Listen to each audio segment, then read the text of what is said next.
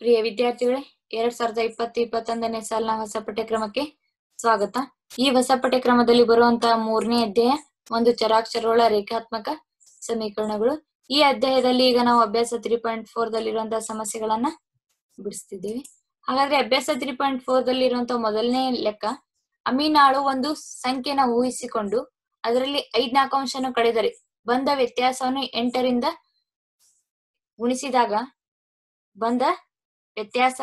8ರಿಂದ ಗುಣಿಸಿದಾಗ ಆ ಊಹಿಸಿದ ಸಂಖ್ಯೆ 3ರಷ್ಟಿರುತ್ತದೆ. ಹಾಗಾದ್ರೆ ಆ ಊಹಿಸಿದ ಸಂಖ್ಯೆ ಯಾವ್ದನ್ನೋದನ್ನ ನಾವ್ ಇಲ್ಲಿ ಏನ್ ಮಾಡ್ಬೇಕು, ಕಂಡುಹಿಡಿಬೇಕು. ಹಾಗಾದ್ರೆ ಅಮೀನಾ ಏನ್ ಮಾಡ್ತಾಳ, ಒಂದು ಸಂಖ್ಯೆಯನ್ನ ತಗೊಂತಾಳ, ಆ ಸಂಖ್ಯೆನ ಅವಳು ಊಹಿಸ್ಕೊಂಡು ಅದರಲ್ಲಿ 5 ಅಂಶನ ಕಳಿತಾಳ. 5 ಅಂಶನ ಕಳೆದ್ಲಂದ್ರೆ ಆ ಕಳೆದಾಗ ವ್ಯತ್ಯಾಸ ಬರ್ತಲ್ಲ, ಅದನ್ನ ಏನ್ ಮಾಡ್ಯಾಳ, 8ರಿಂದ ಗುಣಿಸಿದಾಗ ಆ ಸಂಖ್ಯೆ ಊಹಿಸಿದ ಸಂಖ್ಯೆ 3ರಷ್ಟು ಇರ್ತೈತಿ, ಗುಣಲಬ್ಧ. ಹಾಗಾದ್ರೆ ಆ ಸಂಖ್ಯೆ ಯಾವ್ದನ್ನೋದನ್ನ ನಾವ್ ಏನ್ ಮಾಡ್ಬೇಕು, ಇಲ್ಲಿ ಕಂಡುಹಿಡಿಬೇಕು.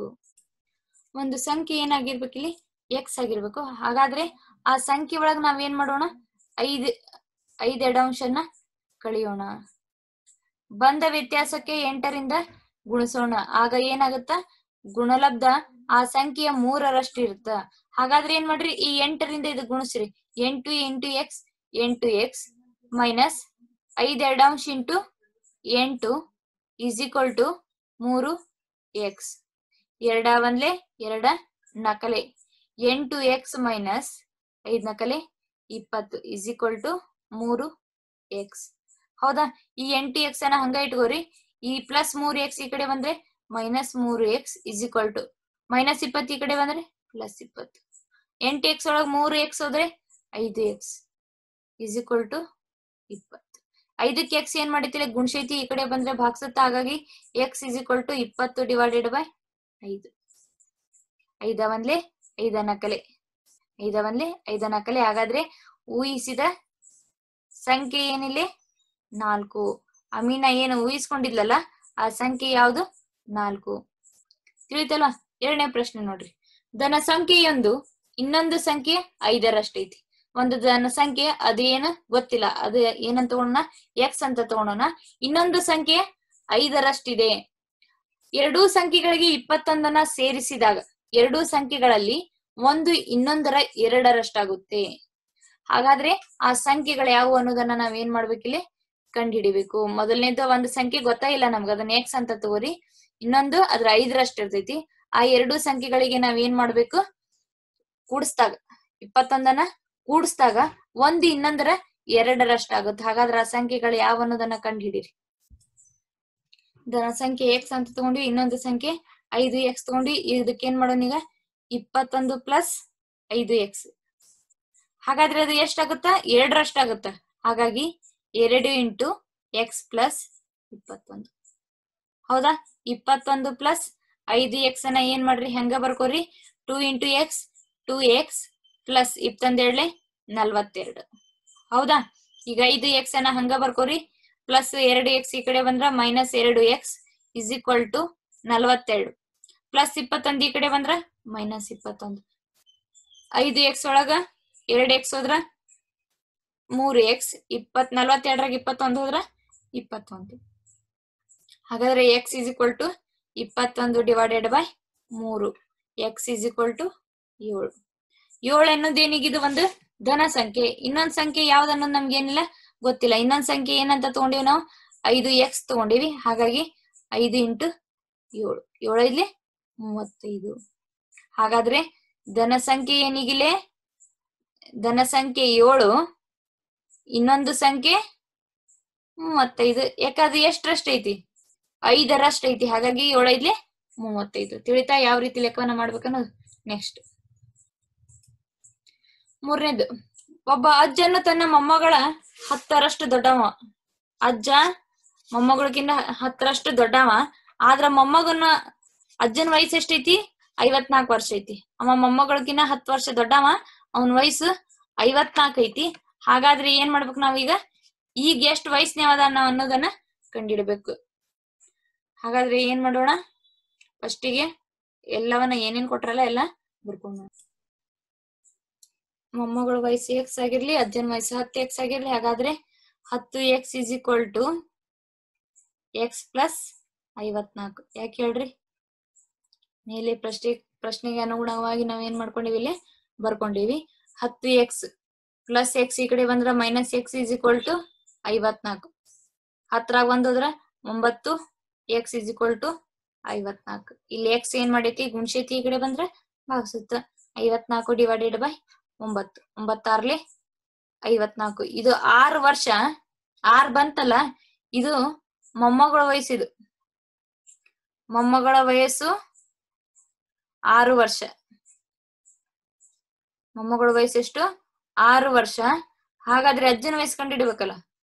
ಪ್ರೆಸೆಂಟ್ ಅಜ್ಜಗೆ ಎಷ್ಟು ವರ್ಷ ಅದಾವ ಅನ್ನೋದನ್ನ ಕಂಡುಹಿಡಿಬೇಕ. ಅಜ್ಜಂದು ಏನೈತಿ? 10x ತಗೊಂಡೇವ್ ನಾವು.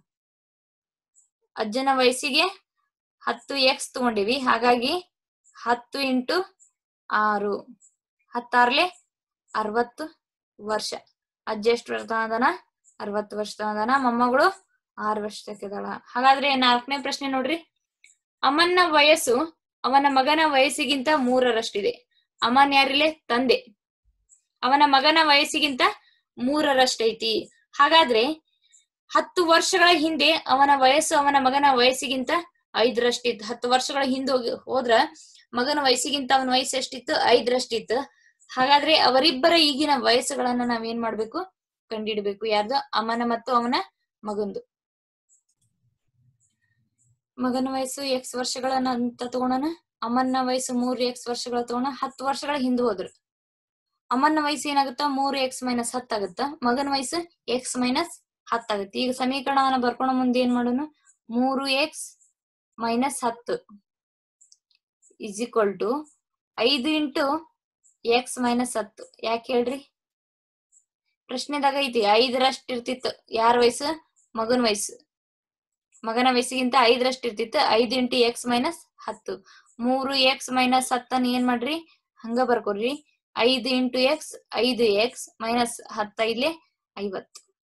3x ಅನ್ನ ಹಂಗ ಬರ್ಕೋರಿ. ಪ್ಲಸ್ 5x ಈ ಕಡೆ ಬಂದ್ರೆ minus 5x is equal to minus 50. ಹೌದಾ? ಮೈನಸ್ 10 ಈ ಕಡೆ ಬಂದ್ರೆ ಪ್ಲಸ್ 10. ಮೈನಸ್ 5x ಒಳಗ 3x ಹೋದ್ರ minus 2x is equal to minus 50ರಾಗ ಪ್ಲಸ್ 10 ಹೋದ್ರ ಮೈನಸ್ 40. ಹಾಗಾದ್ರೆ x is equal to minus 40 divided by minus 2. ಈ ಮೈನಸ್ ಕ್ಯಾನ್ಸಲ್ ಆಗ್ಬಿಡ್ತು. ಉಳಿತೆಷ್ಟು? x is equal to 20. 27 40. ಹಾಗಾದ್ರೆ ಮಗನ ವಯಸ್ಸು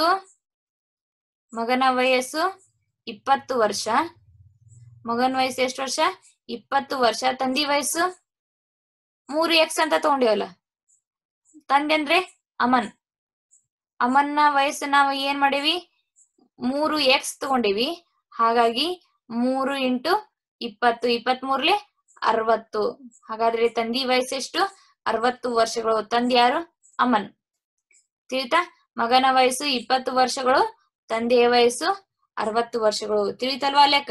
ನೆಕ್ಸ್ಟ್ ನೋಡ್ರಿ. ಶೋಭುವಿನ ತಾಯಿಯ ಈಗಿನ ವಯಸ್ಸು ಶೋಭುವಿನ ವಯಸ್ಸಿನ 6ರಷ್ಟಿದೆ. ಶೋಭುವಿನ ತಾಯಿಯ ಈಗಿನ ವಯಸ್ಸು ಶೋಭುವಿನ ವಯಸ್ಸಿನ 6ರಷ್ಟಿದೆ. 5 ವರ್ಷದ ನಂತರ ಶೋಭುವಿನ ವಯಸ್ಸು ಅವನ ತಾಯಿಯ ವಯಸ್ಸಿನ 1/3 ತಾಯಿಯ ವಯಸ್ಸಿನ 1/3 ಹಾಗಾದ್ರೆ ಅವರಿಬ್ಬರ ಈಗಿನ ವಯಸ್ಸುಗಳನ್ನ ನಾವೇನ್ ಮಾಡ್ಬೇಕು? ಕಂಡಿಡಬೇಕು. ಮೊದಲು ಏನೆಲ್ಲ ಕೊಟ್ರಲ್ಲ ಅವುಗಳನ್ನೆಲ್ಲ ಏನ್ ಮಾಡೋಣ? ಬರ್ಕೊಳೋಣ ಪ್ರಶ್ನೆಯಲ್ಲಿರುವಂತದ್ದನ್ನ.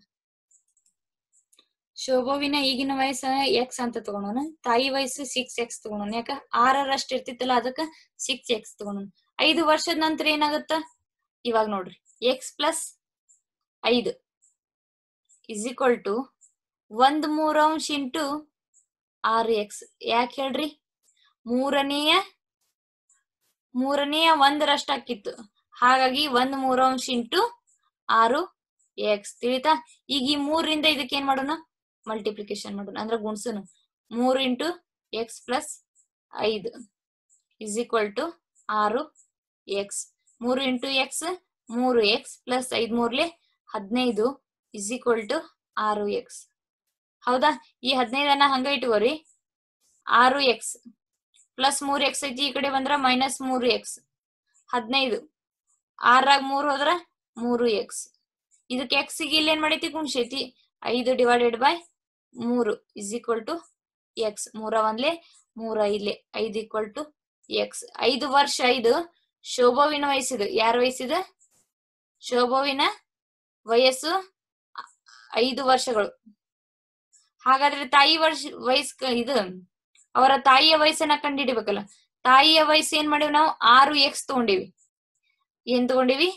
ತಾಯಿಯ ವಯಸ್ಸು 6x ತಗೊಂಡಿವಿ. ಹಾಗಾಗಿ 6 ಇಂಟು 5 6 5 30. ಹಾಗಾಗಿದ್ರೆ ತಾಯಿಯ ವಯಸ್ಸೆಷ್ಟು? 30 ವರ್ಷಗಳು. ಶೋಭವಿಂದು 5 ವರ್ಷ. ತಿಳಿತಾ? ಕೊಟ್ಟಂತ ಸಮಸ್ಯೆಗಳನ್ನ ಬರ್ಕೊಂಡ್ ಮಾಡುದು ಬಾಳ ಈಸಿ. ನೆಕ್ಸ್ಟ್ ನೋಡ್ರಿ,